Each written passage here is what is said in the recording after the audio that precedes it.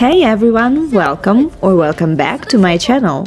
I'm Dirain and today we continue diving into the drama and novel Lost You Forever, comparing the two versions of the story. If you missed previous parts, I highly recommend checking them out before you continue this video. And if you don't want to miss my next videos, subscribe.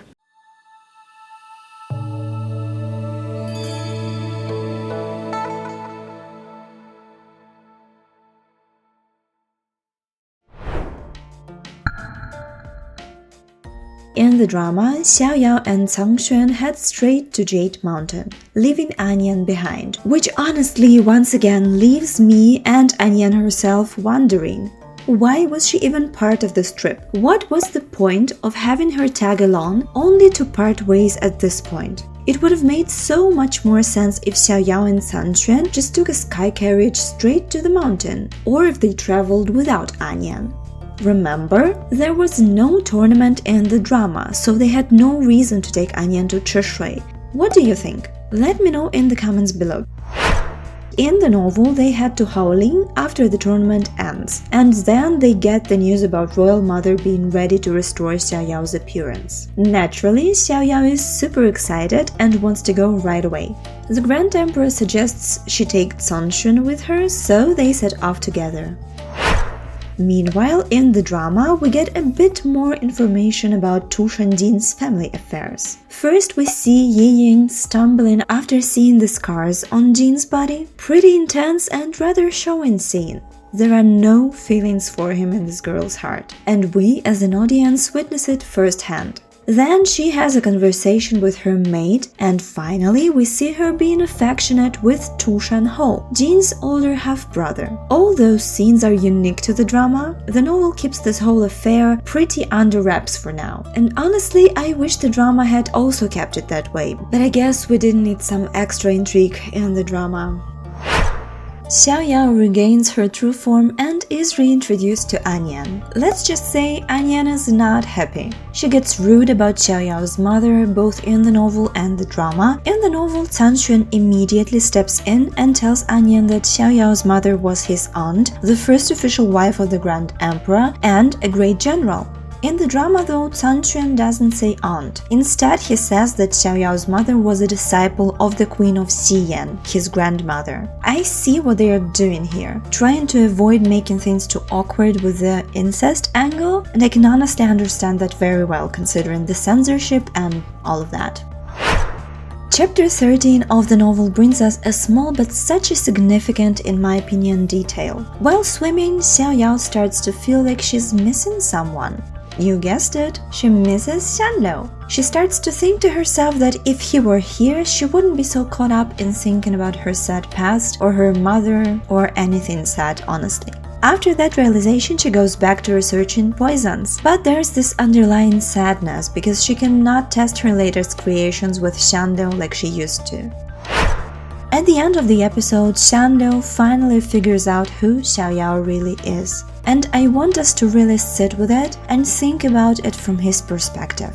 He first met Xiao Yao in his territory, not far from the rebel army camp. And the very first thing he sees her do is poison his condor.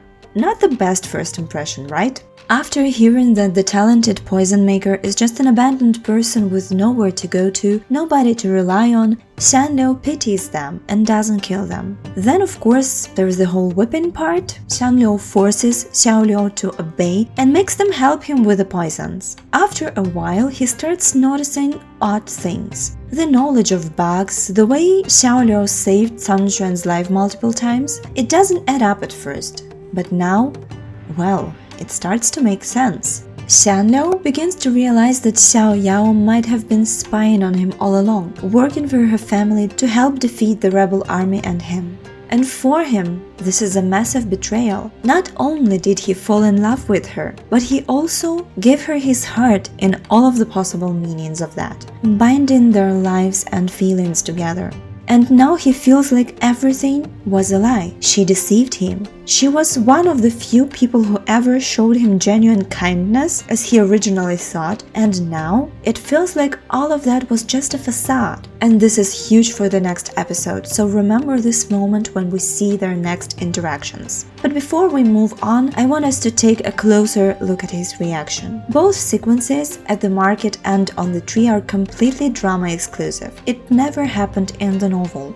In the novel, we see Shando at the ocean shore in chapter 9, and the next time he appears is in chapter 13 after the ceremony. So the drama is usual added scenes where we see Shando get emotional. First, he is at the lively market in Tinshui town. Everyone is discussing the princess of Haolin, lost and found. And not just that, but also the grand ceremony that will be held for the princess. Someone says that the grand emperor must love his daughter a lot. The camera shifts to Shando sitting at the table with a cup of tea and barely holding his emotions. As he leaves, we see a frozen tea in the cup and white snowflakes falling onto the gossiping crowd. That night, Shando drinks on the tree at his camp, the words of the Tinshui commoner still ringing in his ears. He is hurt by the deception and he gets very emotional, throwing the bottle down in anger. I'd say this could have never happened in the novel. Tonghua's original Xiangliu had to be restrained and deceive the readers with his cold attitude. This way, when he starts getting warm and caring and emotional later on, it makes great contrast for us and is even more satisfying in a way. But I love seeing the emotional side of him, although some may have seen a bit of anger control issues in his behavior.